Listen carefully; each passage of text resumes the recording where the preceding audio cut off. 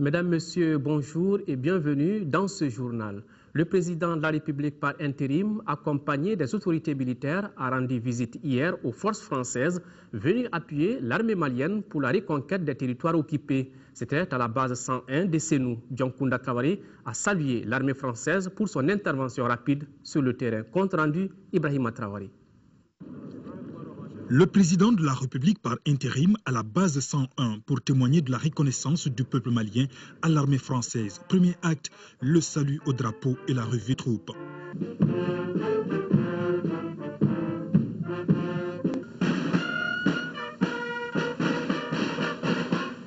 Le chef de l'État par intérim n'a pas tardé à aller à la rencontre de ceux-là qui conduisent aujourd'hui l'opération Serval. Une opération qui mobilise déjà 750 soldats qui passeront progressivement à 2000. Est-ce que c'est un devoir pour le peuple malien et l'armée malienne de recouvrir le territoire occupé, de le montrer au nord, mais je pense également que c'est un devoir pour l'ensemble des peuples du monde, l'ensemble des pays qui veulent vivre dans la tranquillité et dans la paix, de faire en sorte que cet ennemi reçoive un coup décisif sur le territoire malien. Le président Traoré a pu apprécier sur place de combat, de ravitaillement ou de surveillance aérienne et plusieurs dizaines de blindés. À cela s'ajoutent des hélicoptères de combat, notamment des gazelles équipées de missiles. Bref, les forces françaises entendent soutenir au maximum l'armée malienne pour récupérer très vite les régions occupées. Un honneur que le président du Mali vienne saluer les forces françaises qui viennent en appui de l'armée malienne. Et une fierté parce que la France s'est engagée très rapidement aux côtés du Mali. Il n'y a pas pour l'instant de limite au déploiement des forces françaises. Il s'agit d'informer la population, de soutenir son armée et de ne pas faire l'amalgame. Et à tous les niveaux. Tout blanc ne veut pas dire rebelle et tout noir, parce que parmi ces terroristes-là aussi, il y a des noirs là-dedans. Les premiers éléments que nos éléments ont vus, ce sont des noirs. Donc de faire beaucoup attention, de nous soutenir entre nous pour arriver à l'objectif. Pour mener à bien cette opération sur le terrain, il est également attendu dans les prochaines heures l'arrivée des forces africaines. La MISMA mobilisera environ 3300 hommes. Tout à fait. Le premier contingent de la force MISMA est attendu à Bamako dans les heures à venir. 500 hommes, tous des Nigérians, fouleront le sol malien pour aider nos forces armées dans la reconquête nord. C'est l'une des informations issues des échanges entre les responsables de la CEDEAO et les journalistes. La conférence de presse a été organisée juste après les travaux de la session extraordinaire des chefs d'état-major de la CEDEAO. Pour plus de précisions, écoutons le général Soumaïla Bakayoko, président du comité des chefs d'état-major de la CEDEAO. Il est au micro de Ramata Konate. Le déploiement est imminent. Le Nigeria arrive demain à l'aéroport de Bamako à ses troupes. D'autres vecteurs, d'autres troupes vont suivre, bien entendu. Le Togo, le Burkina Faso, le Niger, ainsi de suite. Pendant ce temps, toute la réserve. Car je voudrais être précis, il ne faut pas croire que les pays que nous avons désignés en urgence, il ne faut pas croire que l'engagement ne concerne que le Niger, le Nigeria, le Togo ou le Burkina Faso, qui donnent les premières unités à engager immédiatement. Mais ça concerne tous les 15 pays de la CEDEAO. Donc tous les autres se préparent en renfort. Comme vraiment c'est des plans militaires, on ne peut pas rentrer dans trop de détails. La troisième dimension dont on en parlait, l'aviation. Ceux qui en disposent, les pays qui en disposent, ont positionné déjà ces appareils. Mais nous n'allons pas vous dire où, laissez-nous ça. Avec nous, nos frères d'armes de l'Afrique tout entière, eux aussi ils arrivent. Ils sont prêts. Donc tout le monde, l'Union africaine, la CEDEAO, nous sommes tous là. Une quarantaine d'employés occidentaux est toujours retenue en otage sur le site gazier d'In Amena dans le sud-est de l'Algérie. Les forces de sécurité algériennes auraient tenté un assaut sans succès. D'ailleurs, elle continue à encercler le site. Les ravisseurs, conduits par l'ex-membre d'AQMI, Mokhtar Ben Mokhtar, leur demandent de quitter la zone. Ils exigent l'arrêt de l'intervention française au Mali. Pour le moment, Alger refuse de répondre aux revendications. Ici, au Mali, véritable coup de fouet à la reprise de la coopération bilatérale entre notre pays et ses partenaires, et cela malgré une situation difficile. Le gouvernement du Mali et le groupe Bridge House Capital Landmark Investment et leurs sociétés affiliées ont signé hier un protocole d'accord de financement de 1500 milliards de francs CFA, un montant destiné à financer l'importation de produits pétroliers, la mise en œuvre et l'exploitation d'infrastructures routières, portières et ferroviaires. Daouda Sidiki Diarra. Malgré la situation sécuritaire de notre pays, le groupe House Capital Landmark Investment et leurs sociétés affiliées ont décidé de venir investir au Mali. Cette volonté s'est traduite par la signature d'un protocole d'accord entre le gouvernement et ses différentes sociétés privées. Ainsi, plus de 1500 milliards seront investis dans les secteurs clés tels que les mines, les transports et les infrastructures. Excellente chose, parce que dans ce contexte actuel, trouver des investisseurs qui ont confiance en notre pays, vraiment, ça nous fait chaud au cœur. C'est une invite à tous les autres investisseurs de faire confiance à notre pays et qui regorge beaucoup de potentialités. Nous sommes dans la politique de la diversification minière. Et cela ne peut pas avoir le jour sans le développement des infrastructures. Ce projet va concerner l'exploitation de la bauxite, du minerai de fer et les schistes bitumeux qui sont concernés par ce projet. Évidemment, il y a l'or aussi. Cette signature nous offre l'occasion, sinon l'opportunité, de développer nos routes ferroviaires. C'est précisément pour réhabiliter le tronçon Bamako-Dakar. Le transport des minéraux demande des moyens spéciaux et sûrs. Et c'est l'occasion pour nous de développer les routes pour pouvoir transporter ces minéraux. Et aujourd'hui, nous avons eu la chance d'avoir un groupe de partenaires qui veut bien nous soutenir dans le domaine du ferroviaire et qui est un domaine qui coûte extrêmement cher. Les financements concernent également l'approvisionnement régulier du Mali en produits pétroliers. Je veux dire, Global Field s'engage à construire des dépôts de carburant, de produits pétroliers. Et nous nous engageons aussi à apporter des quantités suffisantes de produits pétroliers.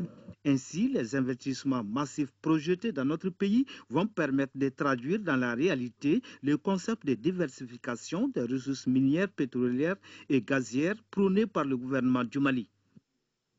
Écho de nos régions, le cercle de Sikasso veut minimiser les conflits fonciers. Le comité régional de concertation des ruraux CRCR vient d'initier une rencontre entre acteurs pour rendre plus opérationnelles les commissions financières locales et communales. Reportage Sekou Konaté.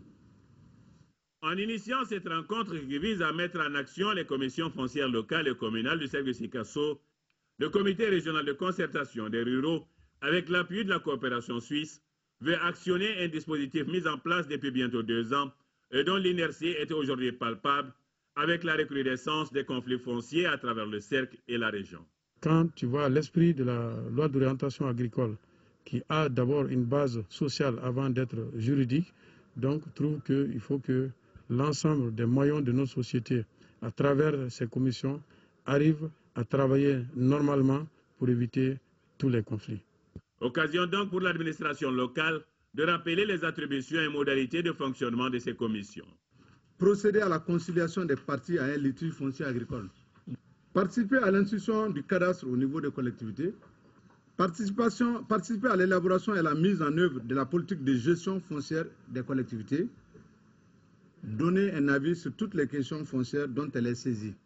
Et l'autorité judiciaire d'entretenir les préfets, maires, partenaires techniques et financiers, représentants d'organisations professionnelles sur les dispositions juridiques en matière de foncier au Mali.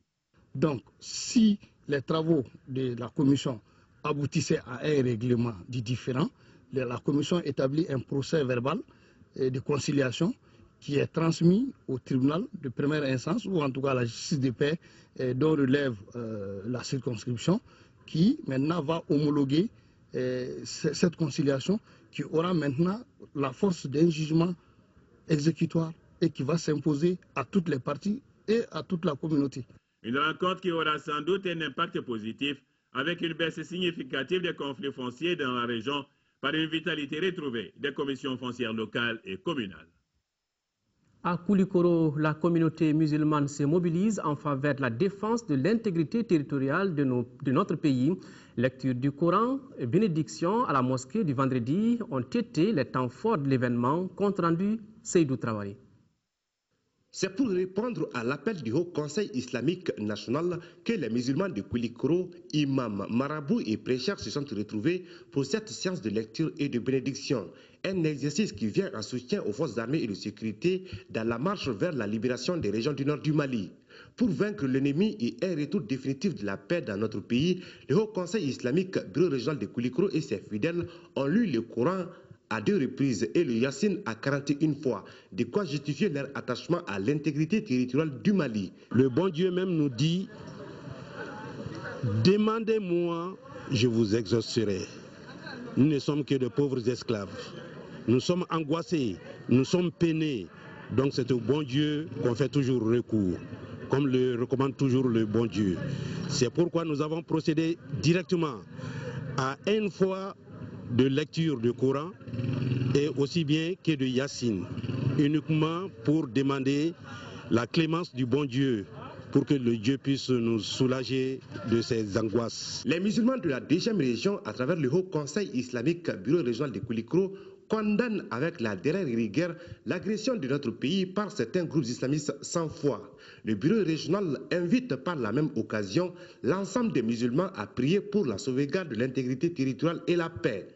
Le président par intérim du Haut Conseil islamique bureau régional de Koulikoro, El Hadj Basreki Kane, a lancé un appel à tous les Maliens de contribuer physiquement, moralement et matériellement à la défense de la patrie. Voilà, qu'Allah exauce ses vœux. Hors de nos frontières en République démocratique du Congo, les négociations de Kampala entre le M23 et le gouvernement reprennent timidement. Ces négociations sur la situation à l'est du pays s'annoncent difficiles. Après avoir tergiversé pendant plusieurs jours, ils ont pris place à la table des négociations. Ce mercredi à Kampala, les rebelles du M23 et le gouvernement de Kinshasa se sont enfin mis d'accord sur le programme de leur pourparlers de paix. Mais ces négociations sur la situation à l'est de la République démocratique du Congo s'annoncent difficiles. En décembre dernier, le premier round n'a rien donné. Entre les belligérants, la méfiance règne. Et les récentes déclarations des uns et des autres ne sont pas faites pour arranger les choses. Et je voudrais rappeler la résolution du Conseil de sécurité qui appelle le M23 à s'auto-dissoudre. C'est tout ce qu'on leur demande. Donc ces histoires d'imaginer qu'ils peuvent revenir comme en 2009, ce n'est pas possible. La seule alternative, c'est de se auto-dissoudre. Une autodissolution bien entendu inimaginable pour le mouvement rebelle. Sa réponse ne s'est pas fait attendre.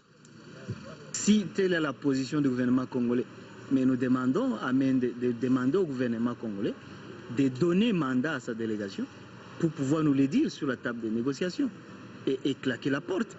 C'est donc dans ce climat qu'ont démarré les discussions avec d'un côté le M23 qui met en avant sa puissance militaire et de l'autre Kinshasa qui rappelle qu'elle a pour elle la puissance diplomatique. L'actualité à travers le monde nous conduit successivement en Afghanistan où s'est produit à Kaboul un attentat suicide contre le siège des services secrets, à Bagdad précisément à Kirkouk au nord de l'Irak où une vague d'attentats a fait mort. Nous irons également à Londres où un hélicoptère a heurté une grille installée au sommet d'une tour d'habitation provoquant un feu gigantesque et nous terminerons par le Japon avec l'évacuation d'urgence des passagers d'un avion. Attentat suicide mercredi contre le siège des services secrets afghans à Kaboul. 2 agents de sécurité et 5 kamikazes ont trouvé la mort dans l'explosion d'une voiture piégée. Le quartier abrite également les ambassades, le siège de la police et le ministère de l'Intérieur. Les forces de l'ordre afghanes sont de plus en plus souvent la cible des talibans alors qu'elles commencent à avoir un rôle plus important avant le retrait de l'OTAN en 2014. Une vague d'attentats à Bagdad et ici à Kirkouk, au nord de l'Irak, a fait près d'une trentaine de morts mercredi. L'attaque la plus meurtrière a ciblé les bureaux du parti kurde à Kirkouk, où 16 personnes ont trouvé la mort. Aucun groupe n'a revendiqué les attentats qui ont également blessé plus de 200 personnes. Les autorités montrent du doigt les militants sunnites qui cherchent, selon elles, à déstabiliser le gouvernement. Une rue en flammes et des débris partout dans le centre de Londres. Un hélicoptère a heurté mercredi une grue installée au sommet d'une tour d'habitation en construction. 2 personnes ont été tuées, l'une d'elles se trouvait dans l'hélicoptère. La grue était enveloppée dans la brume au moment de l'accident. La police a exclu un attentat terroriste. Évacuation d'urgence au Japon d'un Dreamliner, l'avion tout neuf de Boeing. Les passagers et l'équipage sont sains et saufs, mais la série noire continue pour le Boeing 787. L'appareil, qui assurait une liaison intérieure vers Tokyo avec 137 personnes à son bord, a dû atterrir peu après le décollage quand une batterie défectueuse a provoqué de la fumée. La flotte entière de Dreamliner au Japon est maintenant clouée au sol. Une enquête est en cours. Voilà, c'est tout pour ce journal. Merci de l'avoir suivi. À 18h et 20h, vous serez avec Ndei Sissoko pour d'autres informations. D'ici là, soyons de cœur et d'action avec nos compatriotes vivant encore sous occupation. La libération totale du territoire est pour bientôt. Qu'Allah protège le Mali.